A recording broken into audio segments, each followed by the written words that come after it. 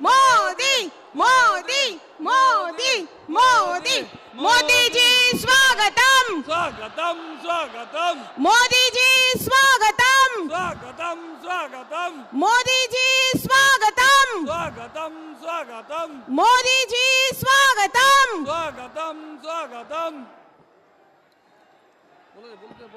मोदी जी स्वागतम स्वागतम स्वागतम मोदी जी स्वागतम स्वागतम स्वागतम मोदी मोदी मोदी मोदी मोदी मोदी मोदी मोदी मोदी मोदी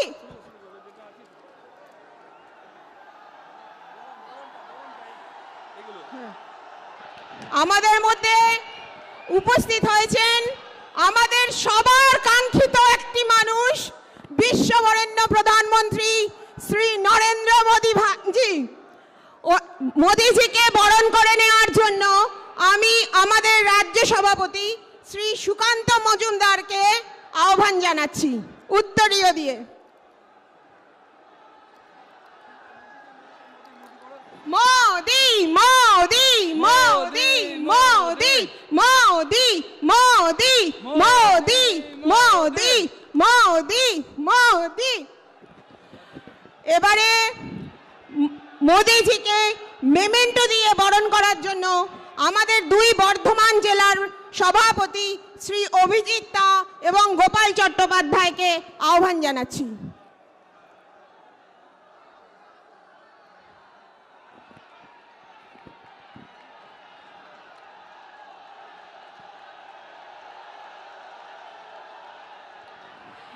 এবারে মোদিজিকে মেমেন্টো দিয়ে অভ্যর্থনা জানাবেন আমাদের বর্ধমান দুর্গাপুর লোকসভা কেন্দ্র এবং বর্ধমান পূর্বের লোকসভা কেন্দ্রের দুই প্রার্থী শ্রী দিলীপ ঘোষ এবং শ্রী অসীম সরকার মহাশয়।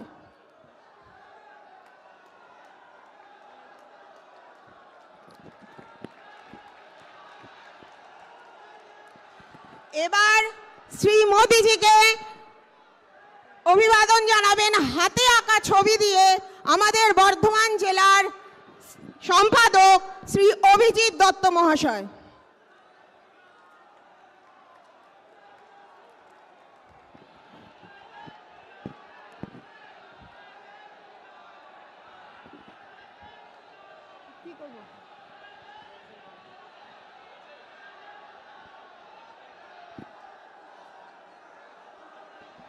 এবারে আপনাদের সামনে বক্তব্য রাখতে আসছেন আমাদের রাজ্যের রাজ্য সভাপতি শ্রী সুকান্ত মজুমদার মহাশয়। ভারত মাতা কি, মহান দেশের মহান নেতা নরেন্দ্র মোদী। মোদীজি এত দূর থেকে এসেছেন, এত আওয়াজ আসতে হবে না, শেষ পর্যন্ত 14 তলা অবধি যাওয়া যায়।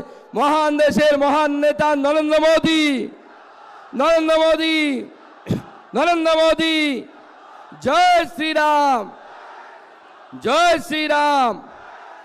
বন্ধুগণ, আজকে আমাদের দুজন প্রার্থীর সমর্থনে এই সভা, এরপরে মাননীয় প্রধানমন্ত্রীর আরও দুটো জনসভা আছে, তাই আমি বক্তব্য রাখবো না।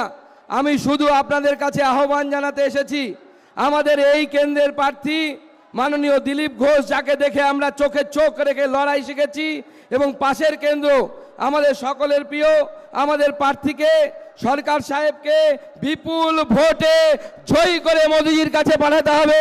আপনাদের কাছে এই আহ্বান জানাই, আপনারা পাঠাবেন তো? পাঠাবেন তো? দিলীপ দাকে লোকসভায় এখানে 1 লক্ষের বেশি লিড দিয়ে পাঠাবেন তো? পাঠাবেন তো?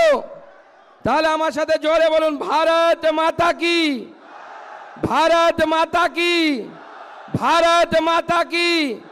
আমি এইবার মাননীয় প্রধানমন্ত্রীকে অনুরোধ করব তার বক্তব্য রাখার জন্য।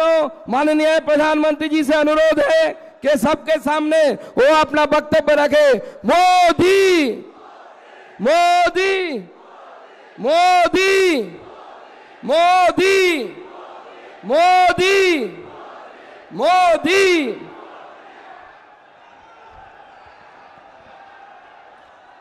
जय मां दुर्गा, जय मां काली। हर हर महादेव। केम आछेन बर्धमानवासी, केम आछेन दुर्गापुरवासी। आपनादेर সকলকে हमारा विनम्र श्रद्धा प्रणाम ओ भालोबासा।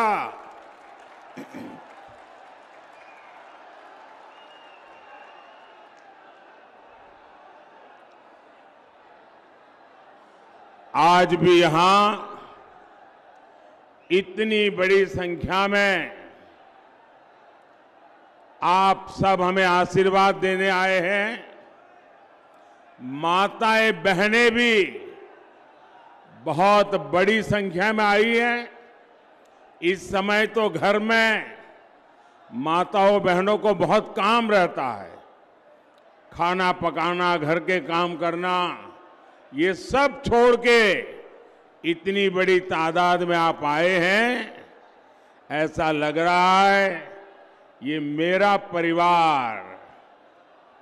आज मुझे उनके दर्शन करने का अवसर मिला है।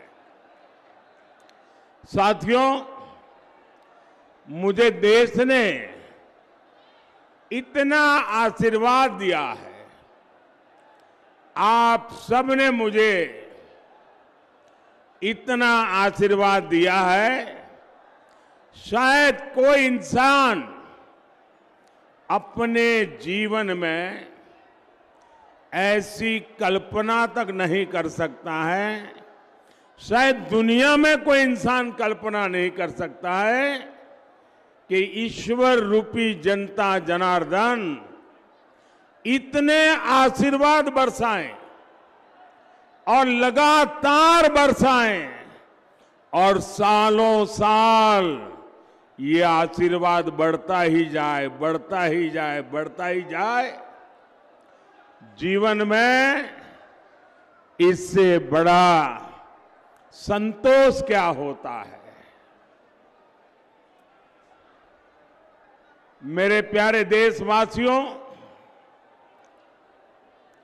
आप भी जानते हैं, अगर पद की लालसा हो, प्रतिष्ठा की लालसा हो, पीएम पद की लालसा हो, तो एक बार इंसान पीएम के शपथ ले ले, फिर उसके जीवन में वो ऊंचाई तो प्राप्त हो ही जाती है, इतिहास में नाम दर्ज हो ही जाता है। तो फिर लोगों को लगता है कि मोदी जी दो बार एमपी रहे, पीएम रहे, दुनिया में इतना नाम हो गया। अरे कभी तो आराम करो। लेकिन मेरे देशवासियों, मैं मौज करने के लिए पैदा नहीं हुआ। मैं खुद के लिए जीना नहीं चाहता हूं। मैं तो आप सबकी चरण रज माथे पर चढ़ाकर आपकी सेवा का संकल्प लेकर ये महान भारत माता के 140 करोड़ देशवासियों की सेवा करने के लिए निकला हूं।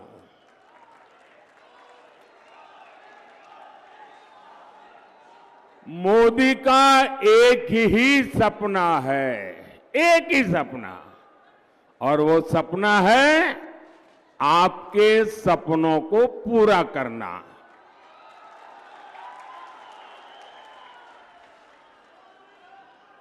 मुझे ज्यादा से ज्यादा आशीर्वाद चाहिए ताकि मैं ज्यादा से ज्यादा आपकी सेवा कर सकूं, ज्यादा से ज्यादा देश की सेवा कर सकूं। और आप तो जानते हैं मेरे पास है क्या, न आगे कुछ है न पीछे कुछ है। नहीं मुझे किसी के नाम कुछ करके जाना है। मेरे लिए तो आप ही मेरी परिवारजन है। मेरा भारत मेरा परिवार। अगर मेरा कोई वारिस है तो ये मेरे देश के हर परिवार के बच्चे मेरे वारिस हैं। मैं उनके लिए कुछ छोड़ के जाना चाहूंगा। आप ही मेरे वारिस हैं, मेरा अपना कोई वारिस नहीं है। मुझे अपने किसी के लिए कुछ ना करना है ना कुछ छोड़ना है। मुझे जो भी करना है सिर्फ और सिर्फ आपके लिए, आपके बच्चों के लिए, आपके बच्चों की विरासत के लिए करना है। मुझे आपके साथ साथ उनका भी भविष्य बहुत उत्तम बनाना है। महात्मा जी, आप प्रसाद लेके आए हैं? अच्छा भाई, हमारे कैमरामैन जरा वो प्रसाद ले लीजिए। हाँ, मुझे मिल जाएगा, माला आपकी मिल जाएगी। आप कब से वहीं से ले लेंगे, आप वहीं रुकिए, वो ले लेंगे। आप कब से हाथ ऊपर के खड़े हैं, थक जाएंगे। इस उम्र में आप इतना आशीर्वाद दे रहे हैं, मैं यहां से आपको प्रणाम करता हूं जी।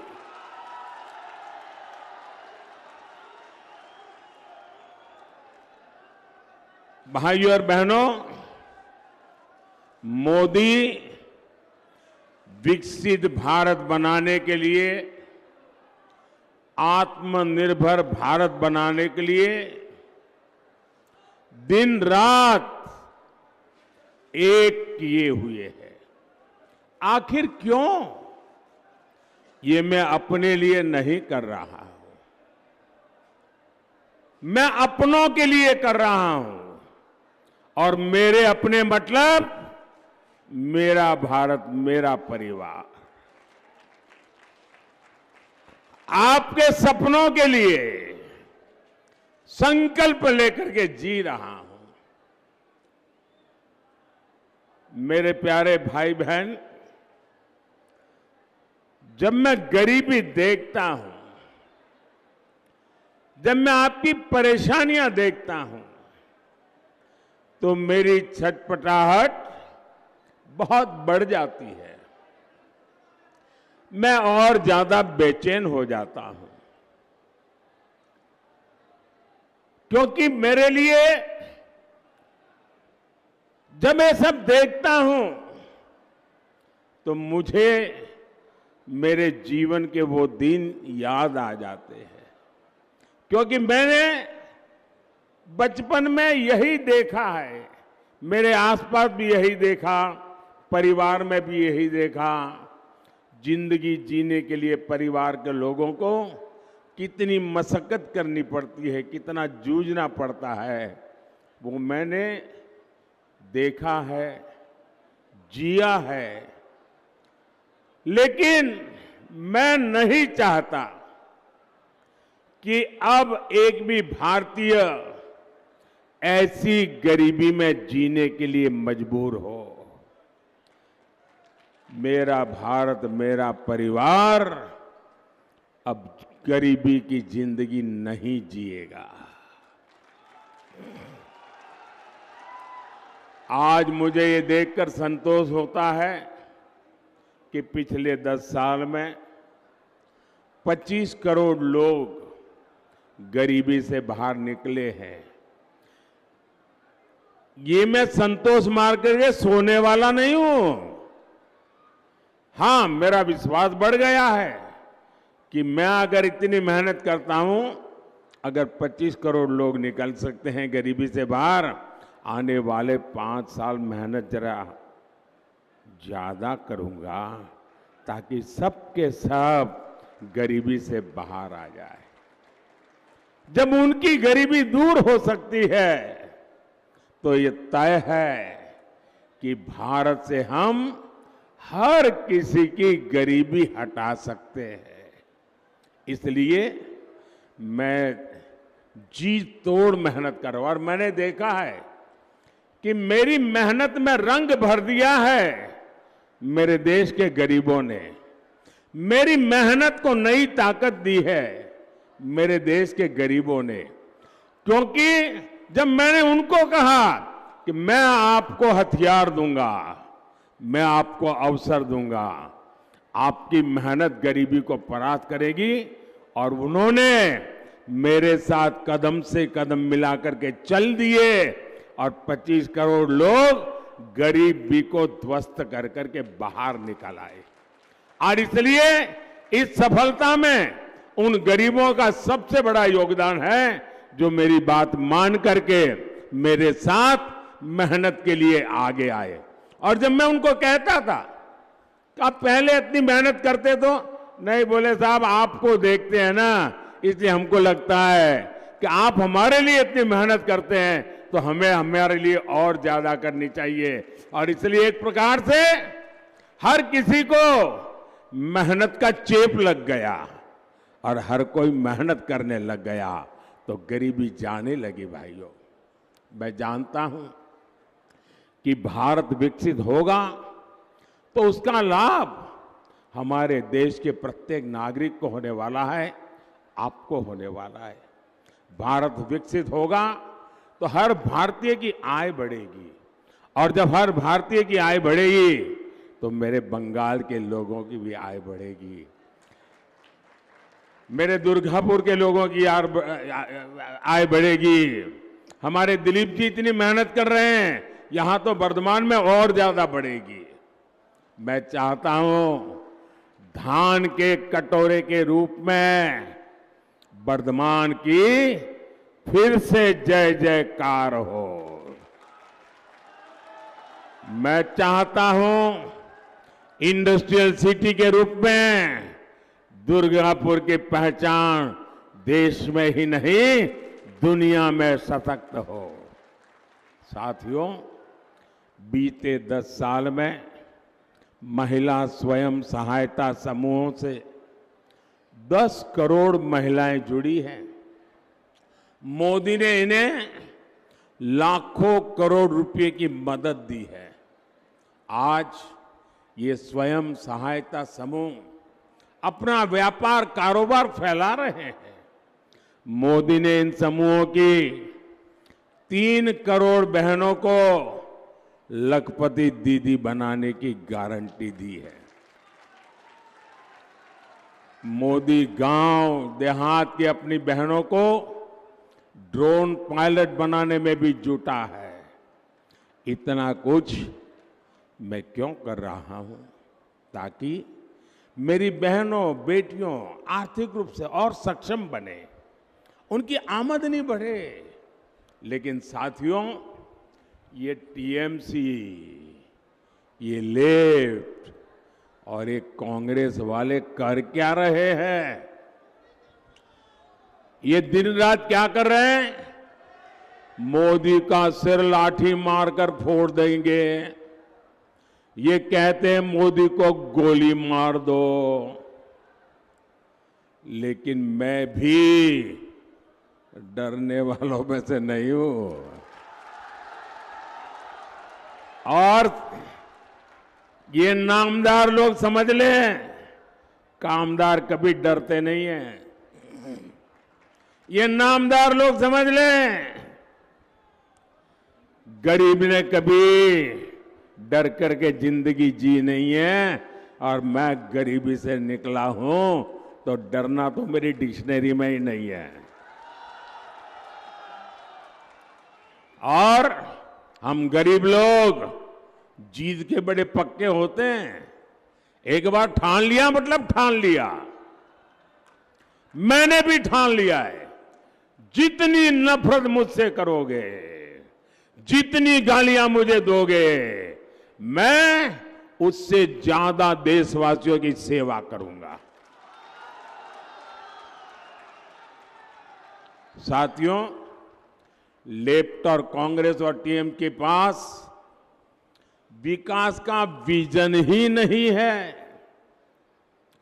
लेफ्ट, कांग्रेस और टीएमसी किसी राज्य का क्या हाल कर सकती है, ये आप लोग अच्छी तरह जानते हैं। ये बगल में त्रिपुरा लेफ्ट वालों ने तबाह करके रखा था। 35 साल राज किया और पिछले 5 साल में बीजेपी ने पूरे त्रिपुरा की जिंदगी बदल दी। दोस्तों, लेफ्ट वाले गए तो विकास का सूरज उगने लगा।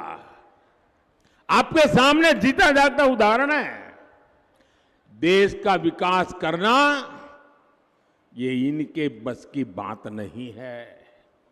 इन्हें बस एक ही काम आता है, वोट के लिए समाज को बांटो, देश को बांटो। मैंने कल टीवी पर देखा, यहां बंगाल में टीएमसी के एक एमएलए ने सरेआम धमकी दी। वो कह रहे थे कि हिंदुओं को 2 घंटे में भागीरथी में बहा देंगे। ये कौन सी भाषा है भाई? ये कौन सा पॉलिटिकल कल्चर है? हिंदुओं को बहा दोगे? वाकई क्या हालत हो गई है? बंगाल में हिंदुओं के साथ क्या हो रहा है? ऐसा लग रहा है यहां हिंदुओं को बंगाल में टीएमसी की सरकार ने यहां हिंदुओं को 2ym दर्जे का नागरिक बना करके रख दिया है। ये कैसे लोग हैं? जय श्री राम के उद्घोष से उनको आपत्ति है। जय श्री राम बोलो तो उनको बुखार आ जाता है।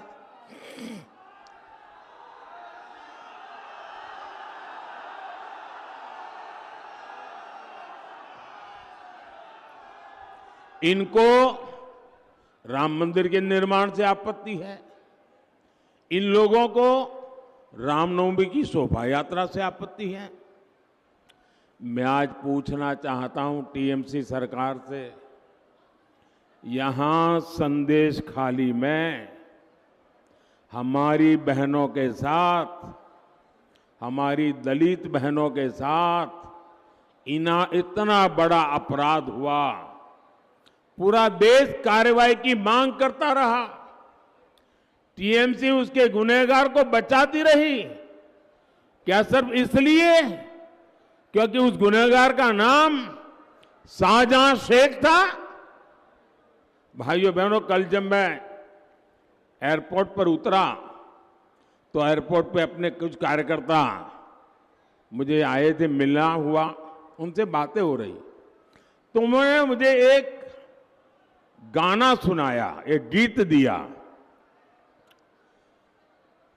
संदेश खाली की बेटियों ने, वो कोई संगीतकार लोग नहीं है, वो कवि लोग नहीं है, वहां पर मजदूरी करने वाली बहनें, ऐसी बहनें टेबल थपथपाकर संदेश खाली की मुसीबतों का एक गीत गा रही थी।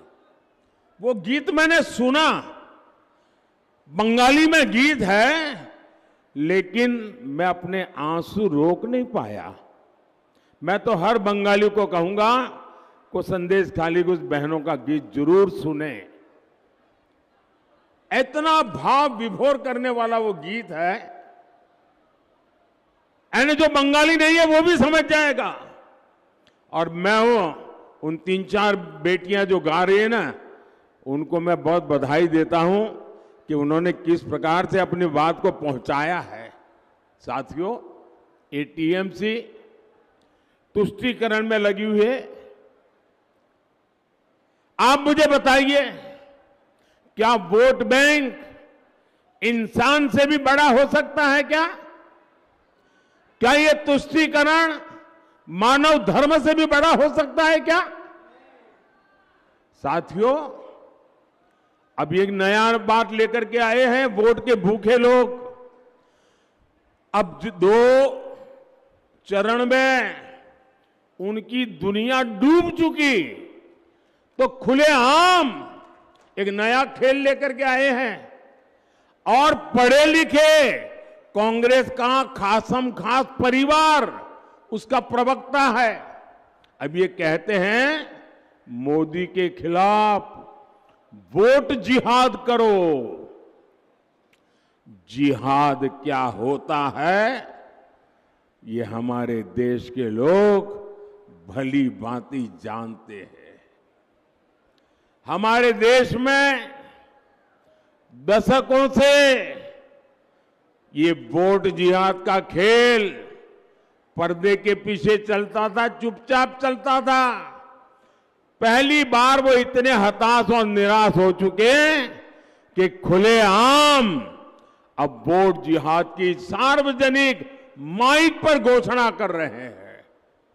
इसलिए वोट जिहाद की इस अपील पर कांग्रेस का शाही परिवार चुप है। यहां टीएमसी का परिवार चुप है, लेफ्ट का परिवार चुप है। यानी कांग्रेस हो, लेफ्ट हो, टीएमसी हो, ये इंडी अलायंस के जो भी चट्टे बट्टे हैं सारे के सारे वोट जिहाद से सहमत है। जो लोग वोट जिहाद करने वाले हैं, क्या आप उनको उत्तर देंगे कि नहीं देंगे? उत्तर देंगे कि नहीं देंगे? कैसे उत्तर देंगे? कैसे उत्तर देंगे?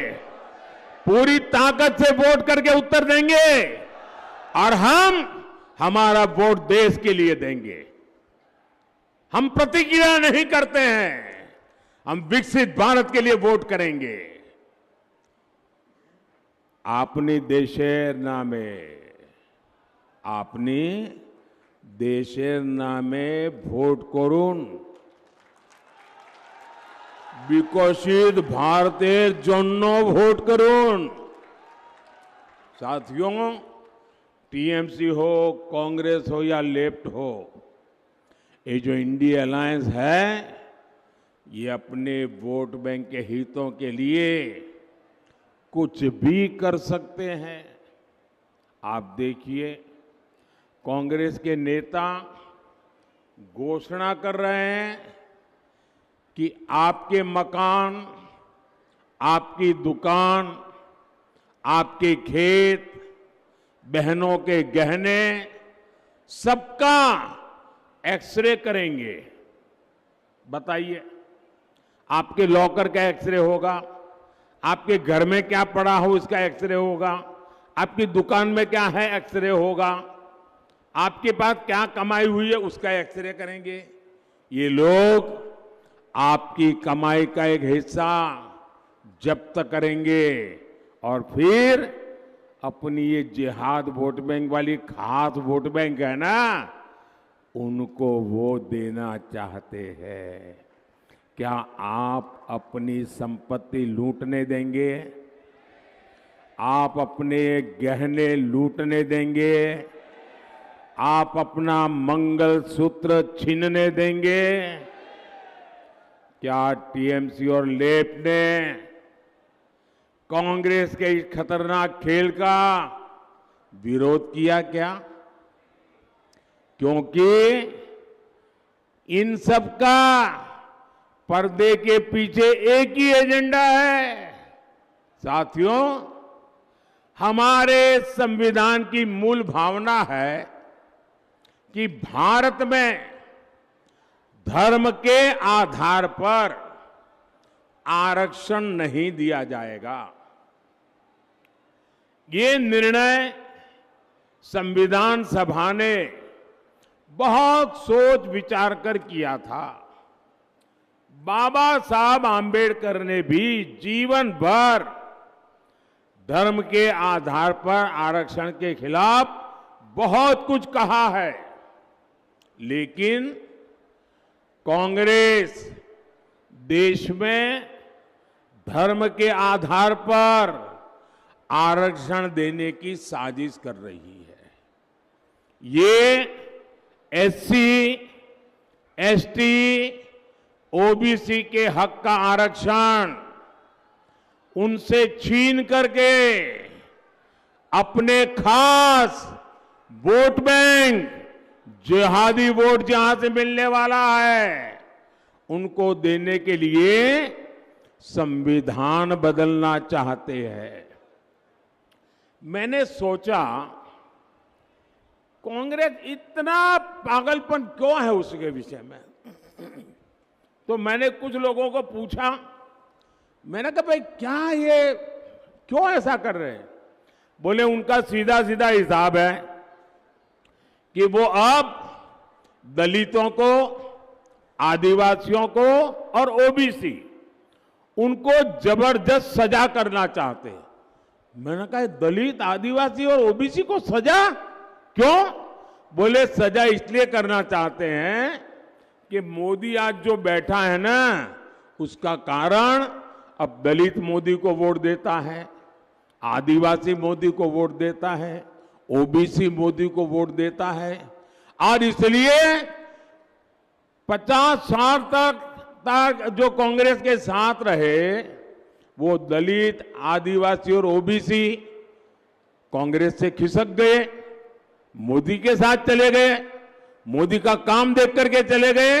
तो अब उनको लगता है कि अब दलितों को, आदिवासियों को और ओबीसी को सजा करे, और उनके पास जो सबसे बड़ा हथियार है आरक्षण का, वो लूट लें और मुसलमानों को खुश करें, धर्म के आधार पर ये आरक्षण उनको दे दें ताकि उनकी वोट बैंक की राजनीति चलती रहे।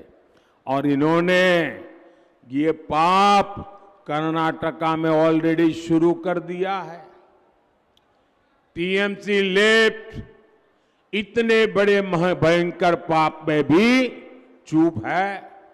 और मैं पिछले 10 दिन से लगातार कांग्रेस को 3 चैलेंज कर रहा हूं, लेकिन वो मौन रख करके बैठ गए हैं।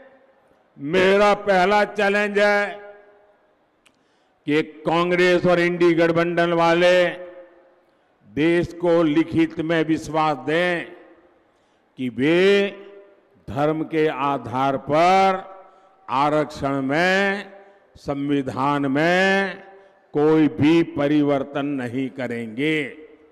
दूसरा मेरा चैलेंज है, ये लिखित में देश को वादा करें कि एससी, एसटी, ओबीसी का आरक्षण छीनकर धर्म के आधार पर किसी को भी नहीं बांटेंगे।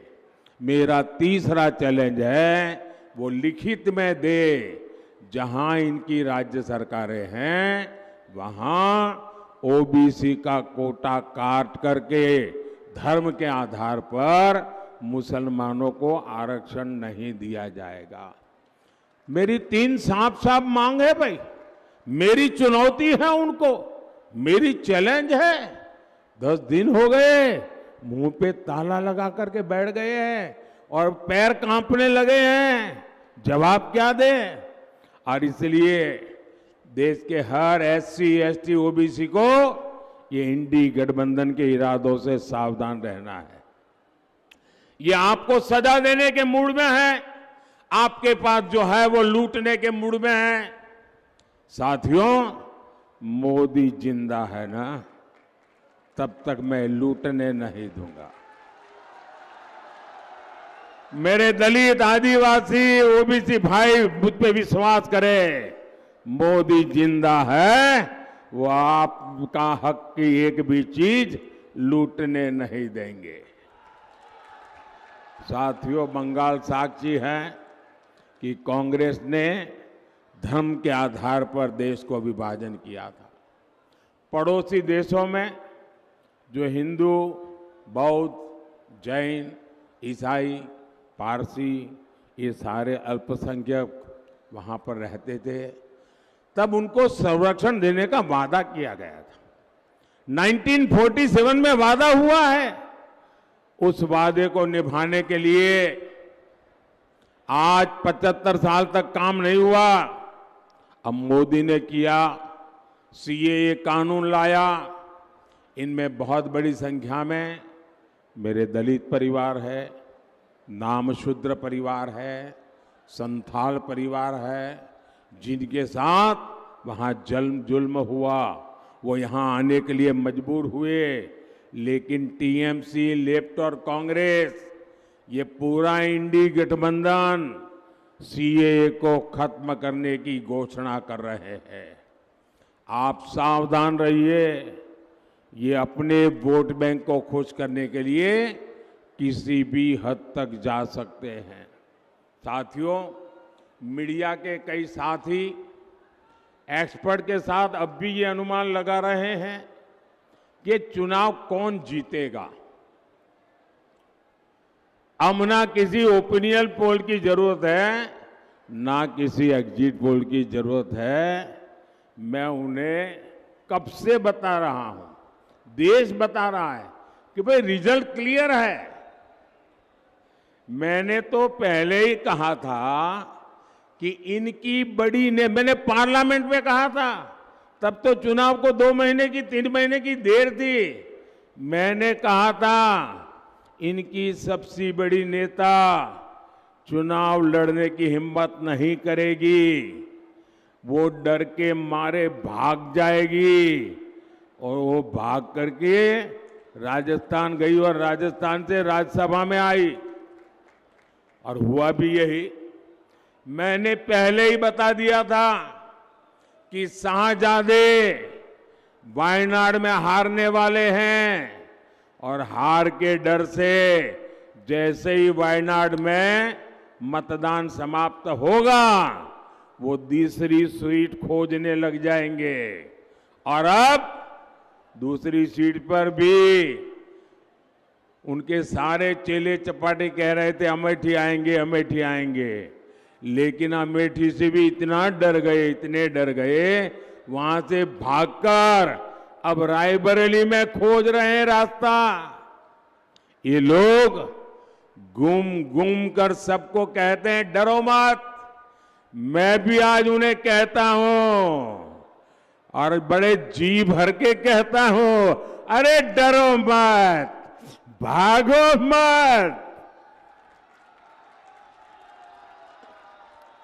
और आज मैं एक और बात कहूंगा, कांग्रेस इस बार पहले से भी कम सीटों पर सिमटने जा रही है। वो पहले से कम सीटें लड़ रहे हैं, तो अपने आप भी कम जाना थल है। अब देश भी समझ रहा है कि ये लोग चुनाव जीतने के लिए चुनाव नहीं लड़ रहे हैं, ये सिर्फ और सिर्फ देश को बांटने के लिए चुनाव के मैदान का उपयोग कर रहे हैं। भाई और बहनों, इंडी गठबंधन सिर्फ एक वोट बैंक के लिए समर्पित है, जबकि हम सबका साथ, सबका विकास के मंत्र पर काम करने वाले लोग हैं। मोदी ने 10 साल में बंगाल के गरीबों के लिए, दलित, आदिवासी पिछड़ों के लिए 38 लाख से ज्यादा पक्के घर बनाए हैं, करीब करीब आधा करोड़। मोदी आज बंगाल के 6 करोड़ जरूरतमंदों को मुफ्त राशन दे रहा है। मोदी ने बंगाल के 80 लाख से ज्यादा घरों तक नल से जल पहुंचाया है। मोदी ने बंगाल के 5 करोड़ लोगों के जनधन खाते खोले।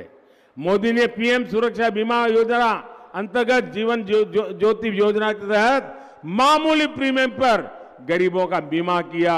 मुश्किल समय में ऐसे गरीबों को अकेले बंगाल में 450 करोड़ रुपए की क्लेम राशि दी गई है।